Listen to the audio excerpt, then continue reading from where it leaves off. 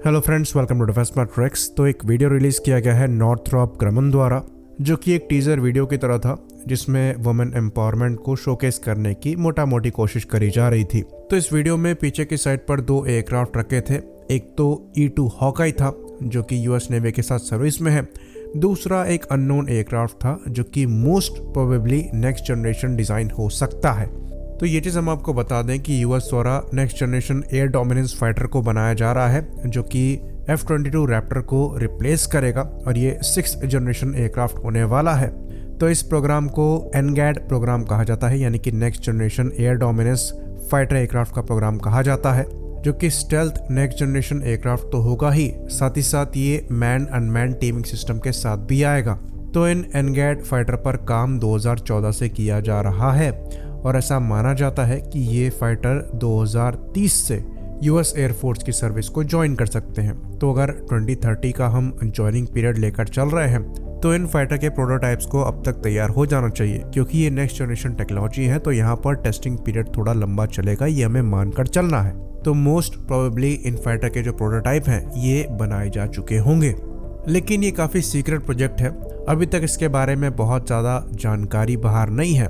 तो नॉर्थरॉप ग्रमन द्वारा ऐसे ही इनके NGAD डिज़ाइन को शोकेस कर दिया जाएगा, इसकी पॉसिबिलिटी कम नज़र आती है। लेकिन फिर भी इस फाइटर को लेकर ये चर्चा बढ़ गई है कि ये नेक्स्ट जनरेशन फाइटर प्लेटफॉर्म हो सकता है।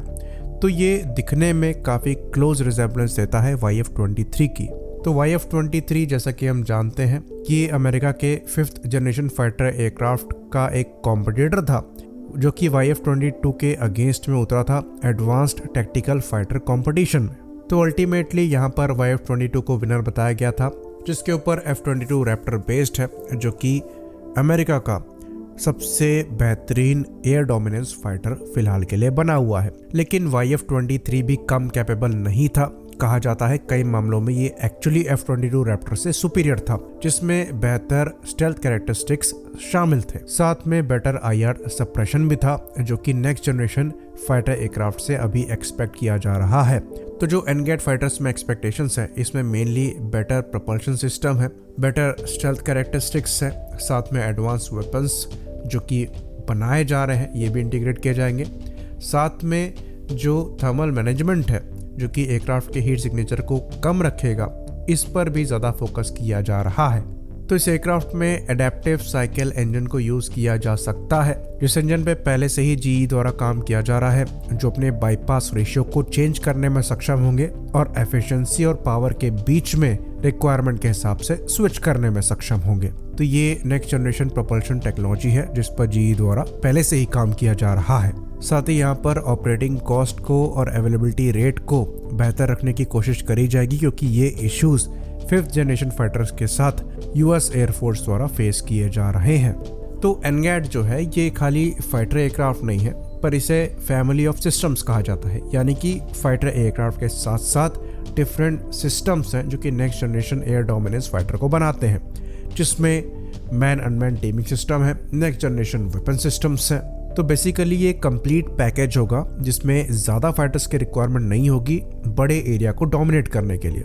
तो यहाँ पर जो दूसरी चीज़ एक्सपेक्ट करी जा रही है, ये लॉन्गर एंड्योरेंस एक्सपेक्ट करी जा रही है, ताकि जो यूएस के लॉन्ग रेंज मिशंस होते हैं ये उन्हें परफॉर्म करने में सक्षम हो, जहाँ पर डिफिशिएंसी F-22 रैप्टर में देखी जाती है। साथ ही ये शॉर्ट रेंज बैटल्स को भी परफॉर्म करने में सक्षम होंगे, जिसके लिए ज़्यादा पावरफुल इंजन ये यूज़ करेंगे। और इन दोनों पर्पस को पूरा करने के लिए एडेप्टिव इंजन ट्रांजिशन प्रोग्राम को चालू किया गया है, जिसके अंतर्गत एडेप्टिव साइकिल इंजन को बनाया जा रहा है। तो ये चीज़ तो USF को साफ है कि ये काफ़ी एक्सपेंसिव प्लेटफॉर्म होने वाले हैं, और ये $100 of million पर पीस कॉस्ट करेंगे। यहाँ पर हम इंडिविजुअल प्लेटफॉर्म की बात कर रहे हैं, तो इसलिए यहाँ पर बहुत बड़े नंबर प्रिक्योर करने का प्लान नहीं है। खाली 200 ही एयरक्राफ्ट यहाँ पर प्रिक्योर करे जाएंगे, जो कि यूएस के हिसाब से छोटे नंबर है। लेकिन इनके साथ अनमैन्ड सिस्टम भी होंगे, जो अगेन थोड़े बड़े नंबर में लिए जाएंगे। तो रफली जो NGAD सिस्टम की क्वांटिटी है वो थोड़ी ज़्यादा होगी। तो ये काफ़ी एम्बिशियस प्रोग्राम है, और इस पर जो प्रोग्रेस है ये देखने वाली है। आई होप इन्फॉर्मेशन क्लियर रही हो। इसी बात पर इस वीडियो को हम ख़त्म करेंगे। लाइक करिए, सब्सक्राइब करिए। जय हिंद।